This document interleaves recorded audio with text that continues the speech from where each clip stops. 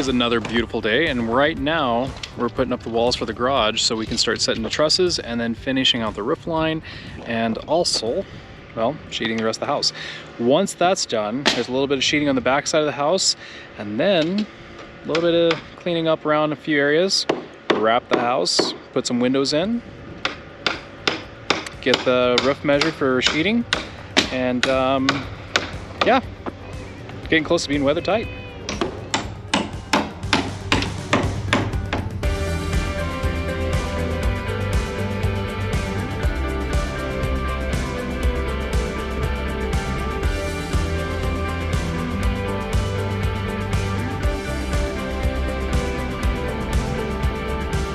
Isn't this exciting? Seriously, like look at the progress. It's amazing how much has happened in like 3 weeks. But there's still a lot to do. A lot to do. And honestly, we knew that this was going to be stressful to try to accomplish because we've never built a house before. Lucky for me, I've got a lot of skilled people that's helped me plan this and figure this out, and I got to give all the credit to them because, well, without their knowledge and help, and we wouldn't get as far as we have, and it's pretty incredible. But I'm doing all the plumbing for the house, and I've done a lot of plumbing in the past, and it's pretty simple and easy. And so what I did is I made a list of all the different type of materials I need to do all the plumbing underneath the floor and inside the floor joists. And so I went down to Great Falls late last night, spent a few hours figuring out all my fittings, got a bunch of PVC pipe, and yeah, there's a lot to do and to take care of. And as you can tell, I have a very, very civilized and efficient way of sorting all my fittings. So yeah, there's like $550 worth of fittings right there. Yeah, I'm gonna unload all this, put it in the basement, and then pretty soon my crew, the skilled individuals that they are, will show up, and then we will start doing floor or trusses. Yeah, putting trusses on there. Oh, this is exciting. My wife and I are beyond excited, and we are very humbled in this process. This opportunity is really amazing, and we're very grateful. So very blessed, and we know that there's still more to do. So okay, let's unload all this PVC pipe because there's a lot to unload.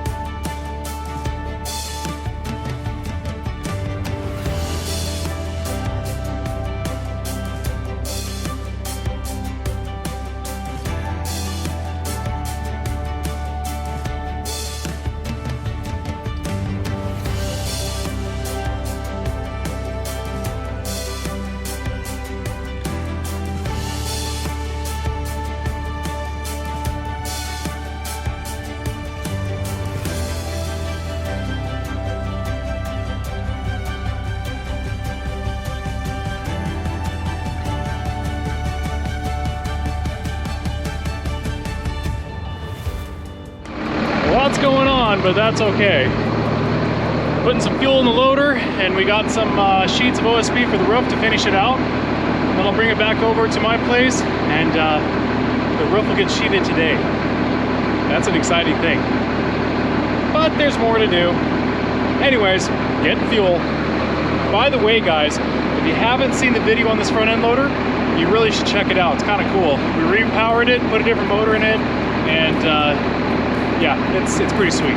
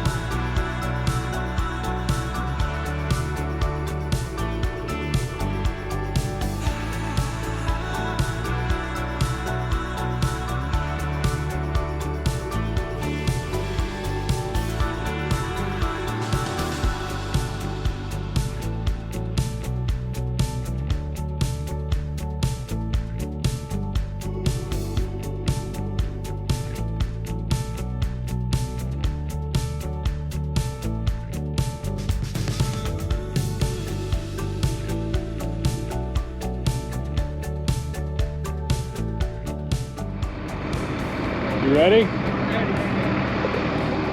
We're gonna start setting windows. Oh yeah. It's exciting.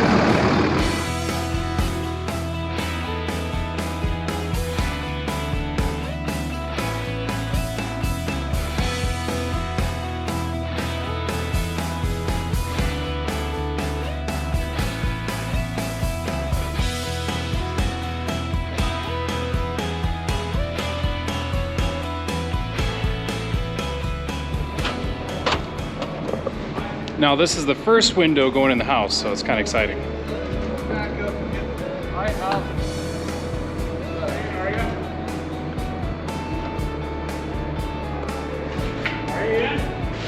Sweet.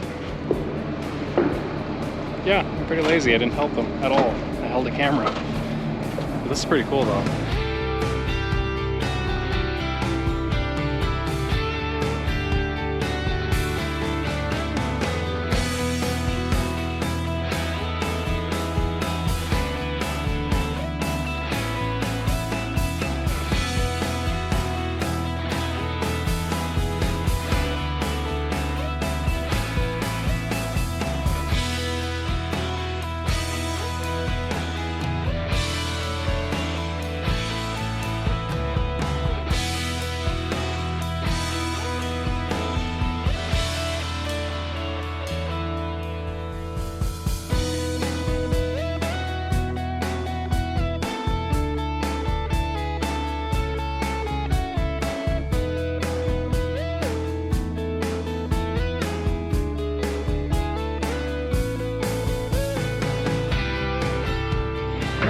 House is looking really, really good. We're putting the windows in the garage. All the other windows are in the house except for that window and that window and that door and that door and that door and that door and another door over there. And we're good.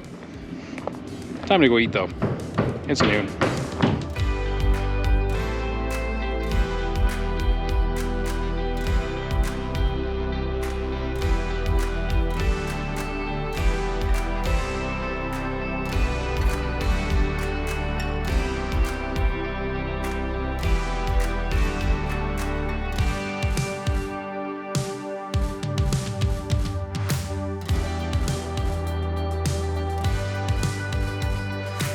Yeah, that's an 8-foot tall door, slider door, and it's got some weight to it. It took just about all of us to look like professionals and try to put it in. Yeah. Let's not do that again, but we got a bigger one coming.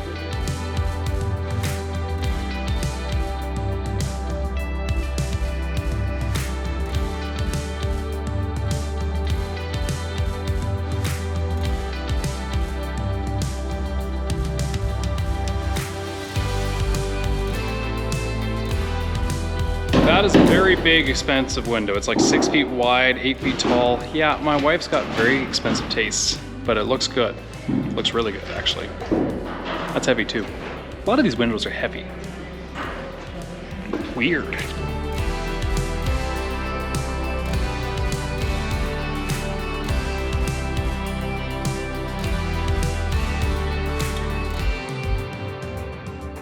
It's looking pretty good. We're getting some wrapping done on the roof, so then that way if it rains, it doesn't really go inside and damage more stuff.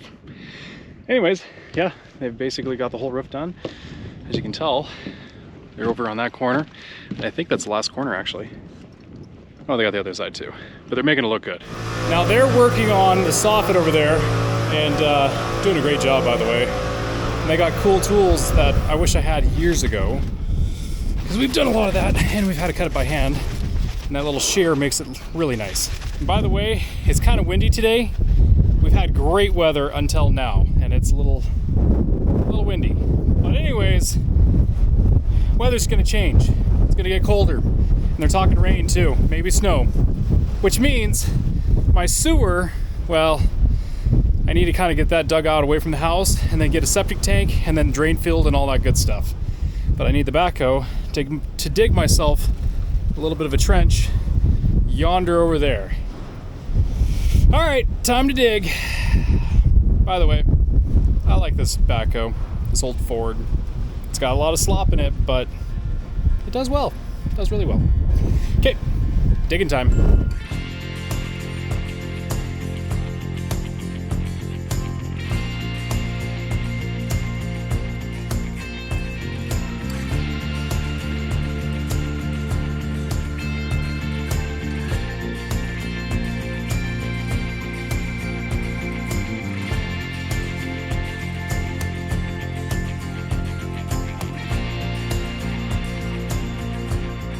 Right over here is my 6,000 gallon cistern, and it is tied into the water line to the farm, but I didn't want to have it where you had to come over here and turn this valve on and shut it off when you're filling the farm. I wanted to put a float valve inside here. So I went down inside, put the float valve in, and I also have a fuel tank off of a semi, cut it up, modified it, so then that way I can get in and out, as you can tell. Now, that's cute.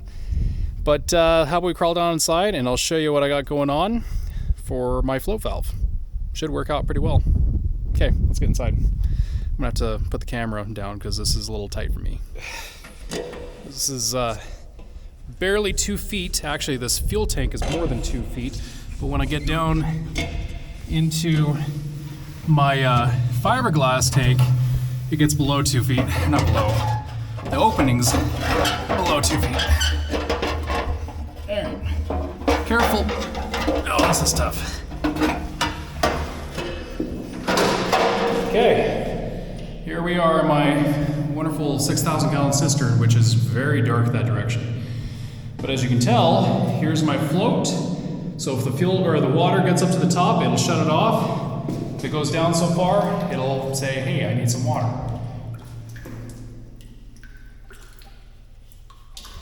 So how about, and as you can tell, I made a little extension with a little valve on top so I can turn this on and off. But let's turn the valve on and I'll show you.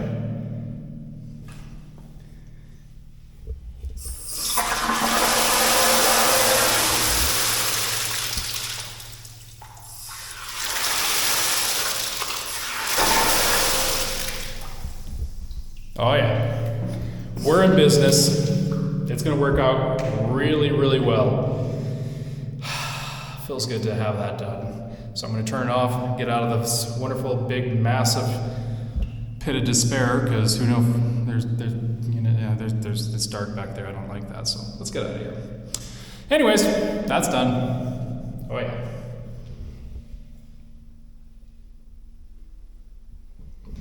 And by the way, stainless steel valve, stainless steel welding, galvanized, because I didn't want to pay for a stainless steel pipe. They're expensive.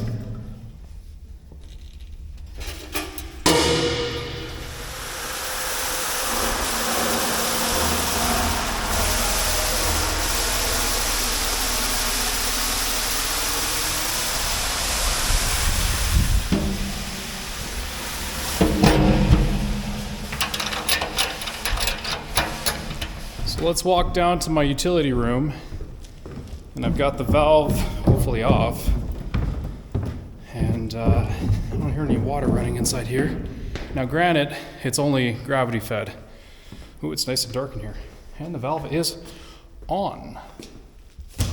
Let's turn that valve off. Okay, valve is off, filling the cistern. I'm gonna put some water in that. And then I'll have a pump in here so that if there's any problems, I can fix it here inside the house when it's like -30 outside. Yeah, that sounds more pleasant than going outside into the cistern and trying to fix it. So anyways, pump, pressure tank, valve assembly to everything into the house, and then I'll have either a water softener spot where if I choose to put one in, I can. And then also my haven't decided yet. Do I go with a heat or a tankless water heater or a tank water heater? And the tank is cheaper, but they don't last as long, and there's pros and cons to both, and more cons to the tankless. I just haven't decided. It's more expensive though, that's the thing. But then of course, radiant floor heat on that side, still have to tackle that. And then talk to my HVAC guy, figured out where the furnace is gonna go so I can start building that wall and then going this way and enclosing this. And in about a little over a week, we'll start running electricity upstairs and run electricity down here, so then that way we can have power to that room. And yeah, things are working out pretty good. Things are happening. It's pretty cool. Busy, but it's happening.